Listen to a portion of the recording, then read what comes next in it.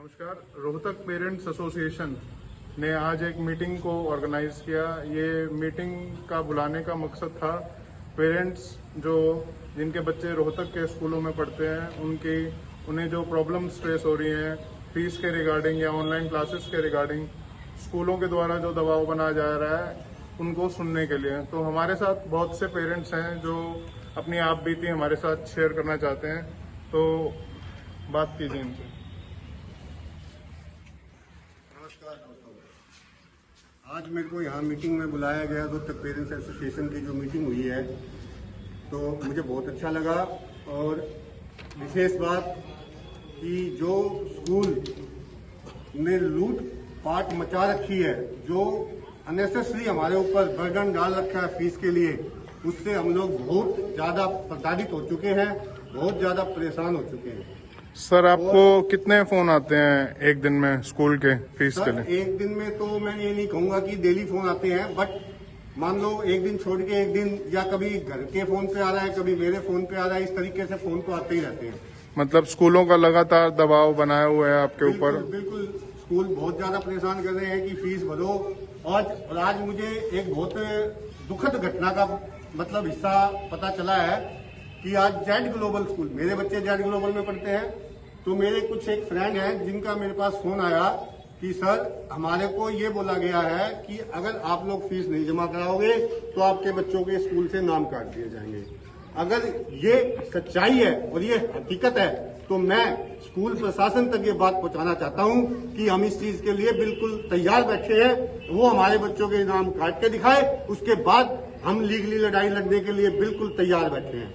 हम पीछे नहीं हटेंगे और जब तक स्कूल नहीं खुलेंगे हम फीस जमा नहीं करेंगे, हम फीस जमा नहीं करेंगे।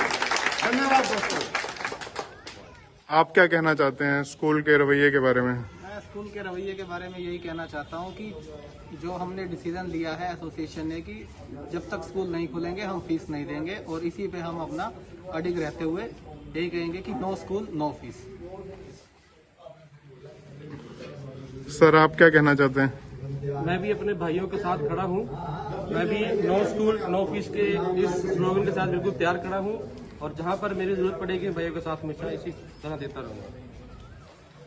सर, आप बताइए, आप क्या कहना चाहते हैं? मेरा ये प्राइवेट स्कूलों से और सरकार से यही अनुरोध है कि जब तक स्कूल नहीं खुलते, जब तक फीस ना ली जाए, और पेरेंट्स और बच्चों पे दबाव बनाया जा रहा है।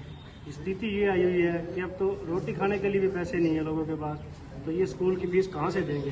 सर, क्या कारण है स्कूल आपके ऊपर बार बार दबाव बना रहा है?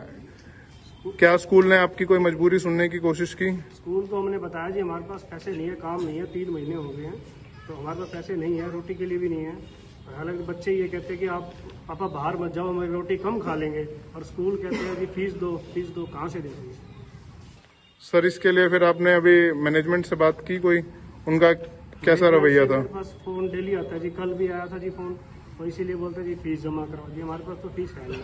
अगर वो ऐसी मेरे को बात सुन लेगा कि नाम काटना चाहते हैं बच्चों का, तो वो बच्चों का नाम काट सकते हैं, मैं अगले साल पढ़ा लूँगा बच्चों को, मेरे पास पैसे नहीं है। सर, आप क्या कहना चाहेंगे? नमस्कार जी, मेरा आग्रह एक स्कूल के लिए नहीं है। पहले मैं अपने रोहतक जिले के प्रशासन से, हरियाणा के प्रशासन से और हमारे भारत के प्रशासन से ये आग्रह करता हूँ, हमारे प्रधानमंत्री नरेंद्र मोदी जी, श्री नरेंद्र मोदी जी से ये मेरी रिक्वेस्ट है, वो सभी अभिभावकों की तरफ से और उनके जो छोटे छोटे बच्चे हैं उनकी तरफ भी ध्यान दें। कोरोना के दौरान सारे काम धंधे ठप हो गए हैं। सिर्फ ये कुछ स्कूलों को आप ना देखें, कृपया करके ये देखें कि छोटे छोटे बच्चों को कैसे स्कूल में भेजा जाएगा, कहाँ से उनकी फीस पे होएगी। और जो स्कूल ये एक ढोंग कर रहे हैं कि हम ऑनलाइन क्लासेस बच्चों को पढ़ा रहे हैं, मैं ये एक जानकारी देना चाहता हूँ सभी को, सभी जो ये ग्रुप में भी जिनसे बातचीत होती है हमारी, ये और पेरेंट्स से बात होती है कि उनके मम्मी पापा ही पढ़ रहे हैं, बच्चे कुछ नहीं पढ़ रहे हैं। सर, ये जो ऑनलाइन क्लासेस टीचर्स के द्वारा लगाई जा रही है, एक क्लासेस में आपको क्या लगता है स्कूल उतनी क्वालिटी दे पा रहा है, बच्चे के ऊपर उतना ध्यान दे पा रहा है कि वो आपसे ऑनलाइन क्लास का बहाना बनाकर आपसे क्लासरूम स्कूल पूरा फीस वसूलना चाहता है? हाँ, पूरी वो फीस मांग रहे हैं। अब बच्चा ऑनलाइन, जैसे हमने भी अपने घर पे देखा है, बच्चा पढ़ रहा है, वो मैडम से, टीचर से कुछ पूछता तो टीचर का एक आंसर होता है, मैं रेगुलर पढ़ाऊंगी। अब एक बच्चे के लिए मैं हर बार रुकूंगी 30 मिनट्स की क्लास में, सिर्फ वो आंसर देने में ही रह जाऊंगी। लेकिन वो बच्चे को कोई किसी भी चीज पे, किसी सब्जेक्ट पे या किसी टॉपिक पे अटकता है, वो रुकता है, तो उसे उसका प्रॉपर आंसर नहीं मिल पाता। तो मेरे हिसाब से बच्चे नहीं पढ़ पा रहे हैं। सेकंड थर्ड के बच्चे कैसे प्रॉपर पढ़ पाएंगे? और ये पुअर क्वालिटी है ऑनलाइन की।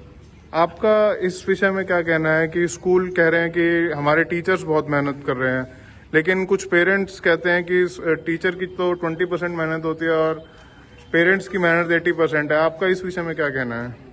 सर,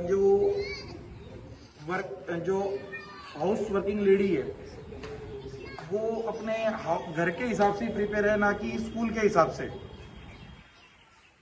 अब वो 30 मिनट्स की क्लास में एक टीचर 40 स्टूडेंट्स को एक बार में पढ़ा रही है, और उसके दौरान क्या होता है, कोई बच्चा डिस्कनेक्ट हो जाता है, और बच्चा मैडम से कोई क्वेश्चन पूछता है तो उसे मैडम जवाब नहीं दे पाती, या मैडम के कानों तक आवाज नहीं जाती उसकी। तो कहने का मतलब ऑनलाइन क्लास जो है ये सिर्फ एक ढोंग है प्राइवेट स्कूलों का फीस को वसूलने के लिए। हाँ जी, बिल्कुल, ये आपने बात बिल्कुल सही कही है। तो इसको हम कैसे, इस पे हम कैसे रोक लगा सकते हैं? हमें क्या करना चाहिए इसके लिए? सर, ये प्रशासन को ही पहल करनी पड़ेगी। हम लोग बहुत कोशिश कर रहे हैं। ये कभी झूठ बोल देते हैं कि हाई कोर्ट ने नोटिस भेज दिया पेरेंट्सों के खिलाफ कि स्कूल को फीस भरनी पड़ेगी, ऐसे ऐसे मैसेज डलवाते हैं जो झूठे हैं, लेकिन ऐसा कोई चक्कर नहीं है। लेकिन प्रशासन को भी इस बारे में सोचना चाहिए, हरियाणा के प्रशासन को भी और अपने हिंदुस्तान की सरकार को भी। सर, आप क्या कहना चाहेंगे? आप क्या जो ऑनलाइन क्लासेस ली जा रही हैं, क्या आप इनकी क्वालिटी से सेटिस्फाइड हैं?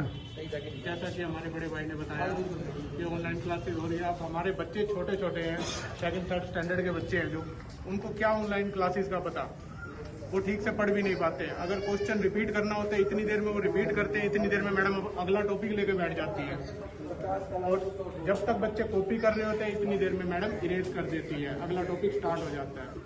तो बच्चों से ज्यादा तो माँ बाप को मेहनत करनी पड़ रही है, और अगर माँ बाप ने पढ़ाई करनी है तो एग्जाम कौन देगा? बच्चे नहीं दे पाएंगे। सर, एग्जाम का मतलब मैं आपकी बात समझ नहीं पाया। क्या ये रिसेंटली कॉल आई है मेरे पास, हाँ जी, कि कल से बच्चों के एग्जाम है, आज लिंक भेजा जाएगा और कल शाम को 5:30 पे एग्जाम है बच्चों का। आपका बच्चा कौन सी क्लास में है? 2nd standard. Sir, 2nd standard का बच्चा, तो क्या वो टेक्निकली इतना एफिशिएंट है कि वो ऑपरेट कर सके या ऑनलाइन टेस्ट दे सके? बिल्कुल भी नहीं, इसीलिए हम ऑनलाइन पढ़ाई के खिलाफ हैं।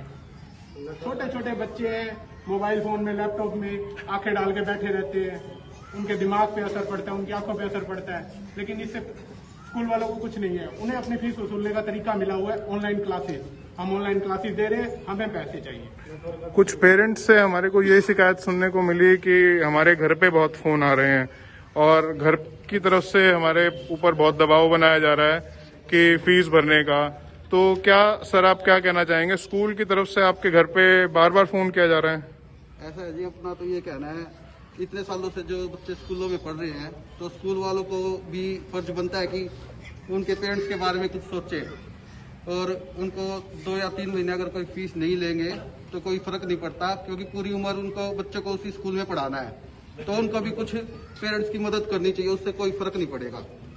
सर, ये दबाव बार बार क्यों बनाया जा रहा है कि आपको बार बार क्यों फोन किया जा रहा है? क्या आपने मैनेजमेंट से इस विषय में बात की कि हम इस समय मुश्किल समय में हैं, कृपया आप हमारे ऊपर फीस का दबाव ना बनाएं? उनको सिर्फ पैसे से प्यार है, बच्चों से प्यार नहीं है। सर, आपको क्या परेशानी हुई और आपका बच्चा कौन से स्कूल में पढ़ता है? मेरा बेटा जेड स्कूल में 10th स्टैंडर्ड में आएगा।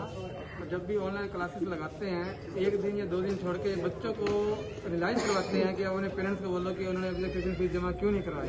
आपका कहने का मतलब ऑनलाइन क्लासेस के दौरान बच्चों को टोका जाता है फीस के लिए? बिल्कुल। और अब मैं अपने मेरा बेटा मेरे को ऐसे नहीं लगता कि जैसे मेरे पास कुछ है ही नहीं। तो मैं दिल्ली जाता हूँ, दिल्ली मान लीजिए जब 22 मार्च के बाद मैं दिल्ली नहीं जा पाया, अब मुझे सर्विस मिलेगी नहीं मिलेगी उसका पता नहीं, क्योंकि मैं एक दिल्ली पैसेंजर हूँ। जब तक ट्रेनें नहीं चलेंगी तो मैं जा नहीं सकता, और अपनी गाड़ी हम अफोर्ड कर नहीं सकते आगे। तो इस वजह से हम अपना घर का खर्च चलाएंगे, इनकी फीसें भरें, और भरे तो कैसे भरें? तो आपके ऊपर कंटिन्यूस दबाव है स्कूल की तरफ से कि आप स्कूल की फीस भरें? हाँ जी, और बच्चे ये कहते हैं कि जब हम स्कूल में पढ़ते हैं ना, तो जब हम इतना समय नहीं आता, जब तक कि हम एक्स्ट्रा क्लासेस लेते हैं, जो हम पढ़ने जाते हैं तो हमें पूरा समय पड़ती है। आपको क्या लगता है ये जो ऑनलाइन क्लासेस हैं, सुप्रीम कोर्ट या कुछ संस्थाओं ने कहा है या स्कूलों ने भी कहा है कि ये टीचर बहुत मेहनत कर रहे हैं और इनकी मेहनत के एवज में हमें स्कूल फीस पे करनी चाहिए, क्या आपको लगता है कि मतलब ये बात वैलिड है या फिर पेरेंट्स की इसमें कोई मेहनत नहीं है? मेहनत नहीं है, लेकिन देखो ये अब जैसे ट्यूशन फीस कह रहे हैं, कभी कहते हैं हम पूरी फीस जमा करा, अब जैसे कहते हैं कि हम उनको बच्चों को क्लासेस दे रहे हैं, एक्स्ट्रा क्लासेस दे रहे हैं, वो कर रहे हैं, उसमें बच्चे क्या सीखते हैं? ना तो कोई योगा क्लासेस जो है ये कहते हैं हमने ये चला रखे हैं, वो चला रखे हैं, बच्चे तो करते नहीं आएंगे। एक कहते हैं हमें जब स्कूल में इतना समय नहीं आता, जब तक कि हमें उनको दूसरी पहुंच जाते हैं प्राइवेट में जो, तो उसमें समझ नहीं आता, उसके बगैर तो ये क्या पढ़ेंगे ऑनलाइन में।